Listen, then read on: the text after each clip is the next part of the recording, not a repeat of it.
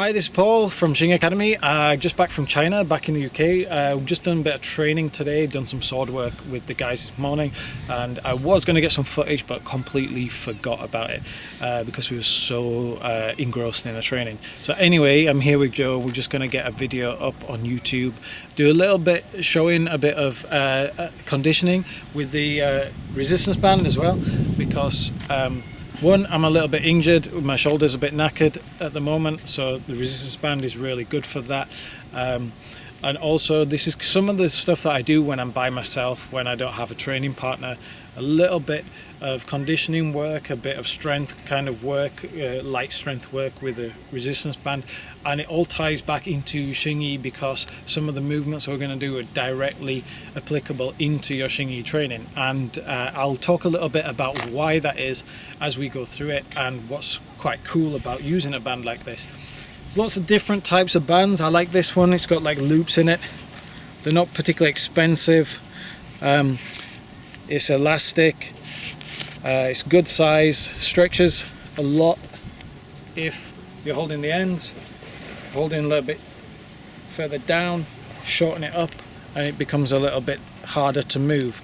So what I like to do with this is I like to add it to my Zhang training, so that's standing pose training, but also I like to add it to my 5 elements movements as well. So let's say when we're using standing pose training, now what we want to do is develop connection through the body. So if you just take the normal standard kind of shoulder width, feet, and then this the guys in Xing Yi Chuan call this Chong Bao. It's like an embracing posture.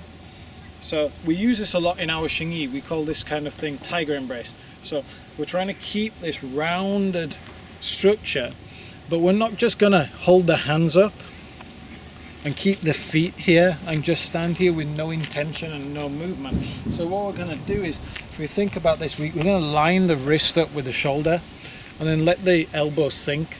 So we've still got a roundedness to ourselves here, but it's a little bit dropped. And then at this point, we want to feel like everything's kind of pressing out and pushing in and going up and going down and going forwards and going back.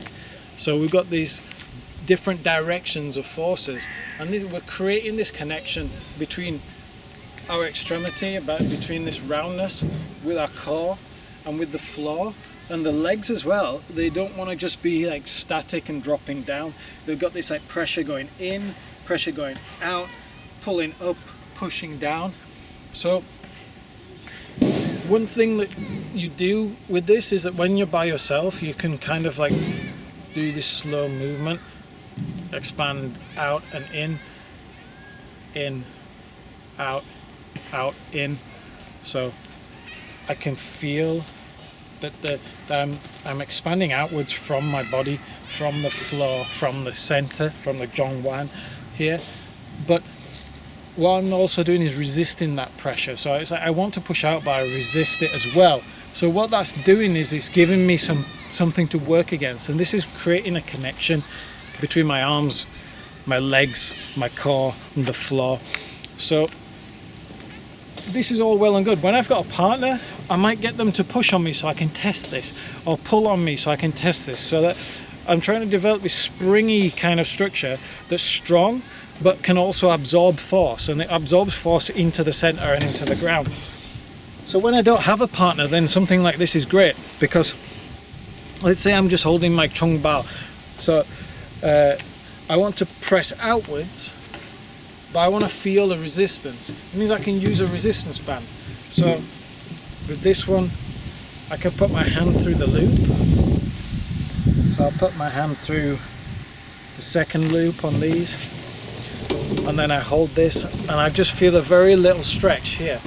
So that's a little bit too wide. So all I'm going to do is I'm just going to shorten this out again, move in another loop on the band. So now, when I expand out, I get a stretch in the band, and then it loosens again when I come back in. So now I feel that it's not just my arm moving; it's that I'm trying to use my whole body. So I'm pushing out, expanding from the center, and expanding out through the legs as well. So if I wanted to, I could wrap this around my legs. I do that sometimes, so then I get this kind of like stretch and expand in the legs. A little bit more difficult if you want to do this by yourself on the pushing in. So what I need to do there is use something static. I tie this off very quickly, and then if I put my arm in here and then step out, now I can feel that there's a stretch trying to pull me out here. So now I'm trying to press in. You see the stretch on the band, pushing in, expanding out, pushing in, expanding out. So these things I use when I'm by myself, when I'm solo. It just gives me a little bit more resistance to help me feel that connection through my body. So it's testing my structure using the band as an external kind of tool. And like I say, if you've got a training partner, you can have them push on you lightly and test you in different places. You can move your shoulder, pull your shoulder, push your shoulder, push the elbow, push the arm, on the wrist, on the knee, on the hip. You can stand in various postures and have them do that kind of thing. So when you don't have a partner around, something like this is great. So another thing that I do as well is, let's just go through some 5 elements movements. So very basic. If I put this around my back, then when I move my arm, I'm going to get a stretch here through the band. So if I'm just going to go through Bung Chan, I'm going to hold the band on the loops like this, so then I can close a fist as well. So in my Santee position here, close my hands, step and strike, step and strike, step and strike, step and strike, step and strike. So now what's good about this is that some people do striking with weights, and what happens there is, if you've got like a hand weight or you're holding a weight in your hand, when you punch out, the weight wants to keep going. So what you end up doing is you pulling back to stop that weight from bringing you forward. So right at the end of your strike, this is where you want to be punching through something. You're actually pulling your power back, you're pulling your energy back, because you're trying to stop that weight from going. With a resistance band, you get more resistance pulling you back the further you go forward. So that means you've got to put more power in forwards, powering through your strike. So this is really good at kind of helping develop some power in your striking. So even though I'm doing this fairly slow and soft, I got resistance the whole way through. And this isn't just my arms, I'm trying to use my body as well. So I'm using the twist of my body and the bow of my body to power this out. So just like I do normally when I'm practicing in the air, I'm trying to use good body mechanics so that I've got twists and bows, but now I'm adding in this band as well, and that's giving me some resistance. And it doesn't take a lot of imagination to kind of put yourself in different positions with the band. So I can use bung here, but then if I bring this over the back, over my shoulder here, hold my hand down here, now I can use Pi Chuan here, here, here, switch hands here. So again, we're getting this, there's resistance through, switch, through.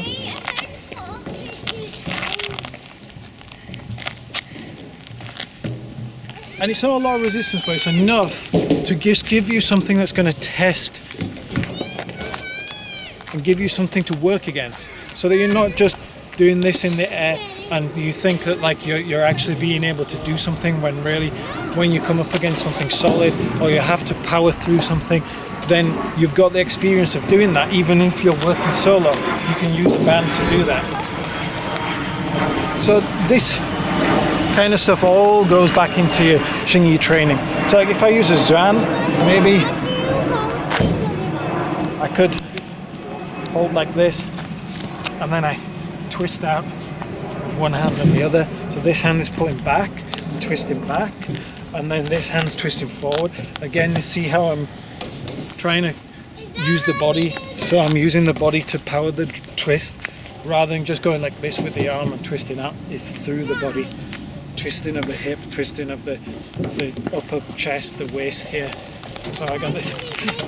I could feel that as I get to the end, I'm having to put more effort in because that resistance is on all the way through. It gets stronger right at the end as well. So I'm trying to get that twist right at the end. And then I can just switch hands, do the opposite side. I could do that around the back as well, so that I can feel it more. And you can feel that, like this band across the back as well. It's almost like mirroring what's happening in the back. Is that the muscles across the back are stretching out as I'm doing this, and when I compress, then I'm storing energy, and then I'm letting that out again. So the band is it helps you kind of understand what's happening in the body as well, where you're stretching, compressing, expanding. With hung, similar kind of thing. I can use this around the back. So I get a stretch out here, and then stretch out here, come out to the side, straight forwards. I can do it here. So I can use all the different variations in the 5 elements. And I can still add resistance in using the band. The band really helps you get a feel for that connection through the body as well, because you're not just waving your arm around in the air. The band is actually connecting you to your back and around the body. So now you can feel that if I turn the body, then there's a connection through. I can feel that tension through. And then that's the kind of thing I'm looking for when I'm using it bare hand, is that I'm trying to get that connection again through the arm, through the body, through the core. So, in pow, you think about pow. So I'm going like this. I can put this under my armpit here, and then come out like this. Switch out like this. So I'm using Pao Chan here, here, here, here, here, here, here.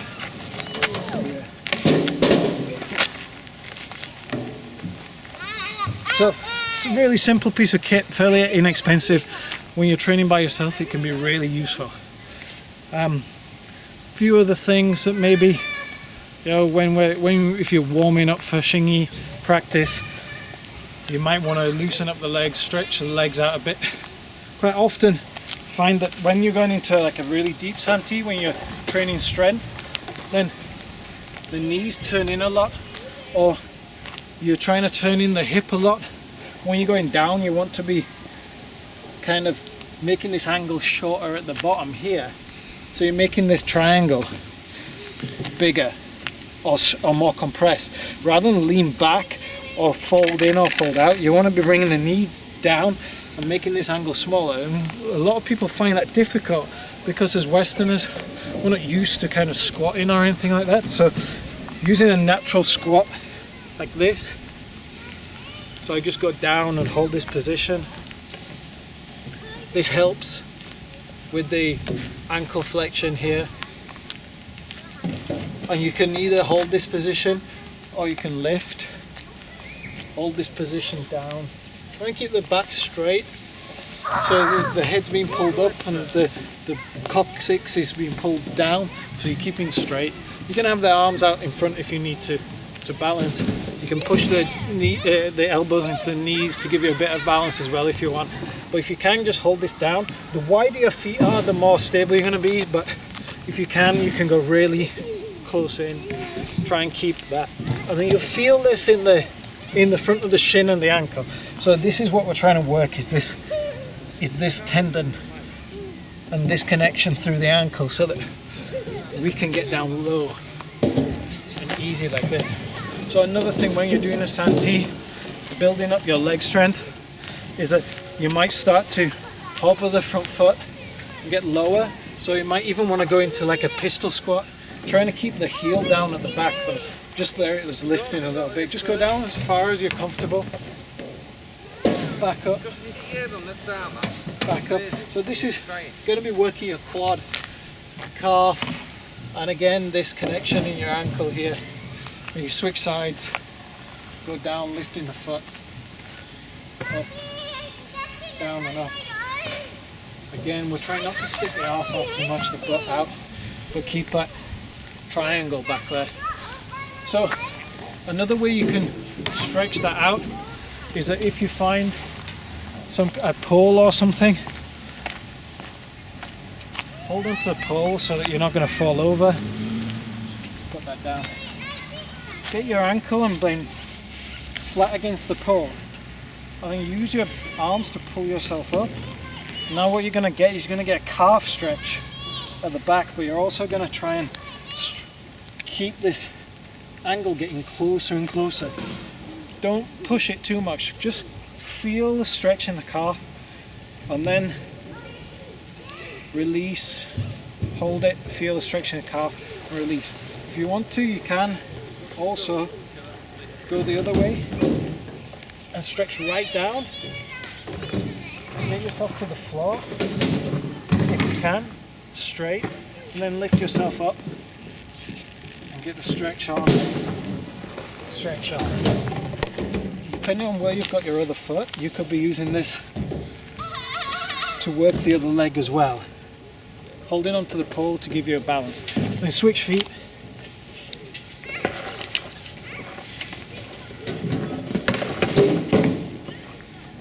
Pulling up, stretching the calf, going down, getting low, stretching out the leg, coming up again.